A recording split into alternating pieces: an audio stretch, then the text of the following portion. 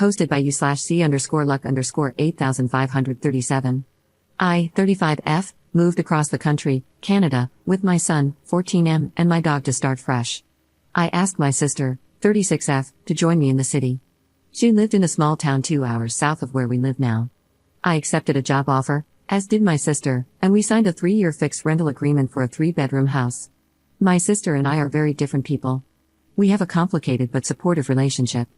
We have a lot of love and respect for one another, but we also have some on and off codependency issues from our childhood. Things were going well for the first few months. We were transitioning into this new dynamic, and while it wasn't always easy, we found systems and ways to make it work. Everything changed 3 months ago. My sister met a man and conceived on their first date. The baby is due in April. It's a welcome surprise. However, my sister is experiencing a difficult start to her pregnancy, insomnia, stress, and thyroid issues. We have not been getting along. My son and I seem to do nothing right. It's the little things, compounded. My sister is also quite entitled. She openly expresses and reinforces this attribute with humor. During her pregnancy, it's been worse, with little to no consideration for others. For example, she struggles with noise in the house. She leaves her door open for her cat and refuses to wear earplugs, instead demanding that my son and I vacate the living room and kitchen by 8 p.m. because she can hear us. I don't get home until 7 p.m. and need time to make dinner. Another example is that I had been giving her upwards of $600 a month for groceries. I have many allergies, and she wouldn't accommodate these, so I often had to eat alone and buy additional groceries. It hurt me to learn that she was supplementing her groceries with money from the father of her unborn child, meaning she was asking me for money for groceries that were already paid for. My salary is less than my sister's, and I have a dependent. She decided that the child's father, 36M, would move into the house with his dog and cat and sleep in the foyer at the top of the stairs without consulting me or my son. This area of the house is not enclosed and is positioned above the living room and kitchen, areas my sister has already deemed inaccessible between 8 p.m. and 6 a.m., as well as between 5 p.m. and 7 p.m. My son and I are essentially being forced into our bedrooms off the entry hallway. They broke up 2 weeks ago, and yet he's still moving in. He's a bit of a messy person, while my sister is very type A. To put things into perspective, she has cleaned his house and 2 storage units over the past 3 months. He's not much of a cook or cleaner. My sister told me that I'm lucky because I'll benefit financially from this situation by paying less in rent and that I don't even deserve it. Those were her exact words. I actually like the guy, I don't like the way my sister treats him, but he's a nice person. I moved for a lot of reasons. My son was experiencing anxiety and self-esteem issues related to his father. We were never married, separated after my son was born, and he's been in and out of the picture. His father drained our collective savings account for my son's education due to addiction. I couldn't secure a suitable salary in my hometown to get ahead. To be fully honest, my sister and I had a tough upbringing. The only reason I stayed in our hometown was so my son could have access to his father. But eventually, his father's absence became more beneficial than his presence. I moved so that we could start a new life and find peace. We are not experiencing peace. I confronted my sister about the use of communal spaces and told her she would need to find solutions to limit the way sound affects her. I confronted her about shared bills and asked her to post the bills on the fridge, telling her that we would no longer be splitting most groceries. I also told her that I'm not comfortable with someone moving in here. It's not within the terms of our lease, and we would need to communicate this to the landlord and ask to break the lease. My sister's response to all of this has been emotional, reluctant, and avoidant.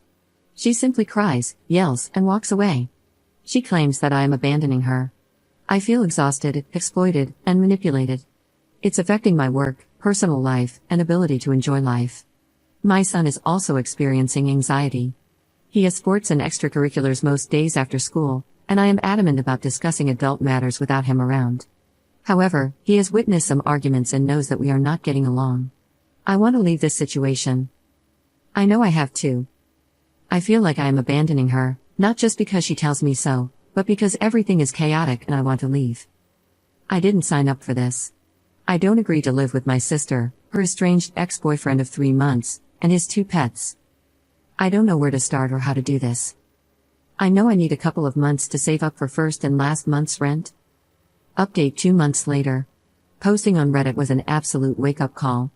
My sister found the post, and she and her ex completely berated me in a government building conference room after hours. When I remained adamant about moving out, things got substantially worse. My sister decided that her ex would not move in and that we would both move out. I notified the landlord and gave him 60 days' notice. I found a place for myself and my son. It's within my budget and absolutely perfect. With an exit in sight, things started to feel more tolerable. Come mid-November, there was still the issue of shared assets, so I braced for the difficult conversation with my sister via text, requesting to set a date and time to discuss things. Her actual reply was, "Suck my bleep, I'm blocking you." I remember being shocked. This was completely out of character. That night, my son and I got in late to find the internet password had been changed, with a message on the chalkboard stating that unless I dropped the topic of shared assets and prepaid the upcoming electric bill, she would not reveal the Wi-Fi password. We live in an area without cell coverage, so I couldn't even message her to call her out. I'm not proud of it, but I went to the garage, unplugged the router, and locked it in my truck. When she confronted me, she was furious. I can hardly remember what she said now. What I do remember is that she was cruel and almost violent. In that verbal word vomit, she revealed, "You have no idea what I've been through, I miscarried." At that point, I asked her to give me a few minutes to process. I left shortly after, taking my son and my dog with me and leaving the router on the porch. Embarrassingly, I offered to stay the night and keep her company. I now realize that, in order to support someone, we have to ask ourselves if it's safe, if we have the capacity to offer support, and if the person has the capacity to accept it. She gave a half-hearted apology a couple of days later. After that, she grieved independently, almost silently. My son and I grieved separately, being careful to follow her direction and boundaries of not talking about it. Weeks felt like months. The house was cold. Any level of contact or coordination sparked a fight. In therapy, I began to unpack the events of the last year. I learned a great deal about myself, particularly in regard to my self-integrity.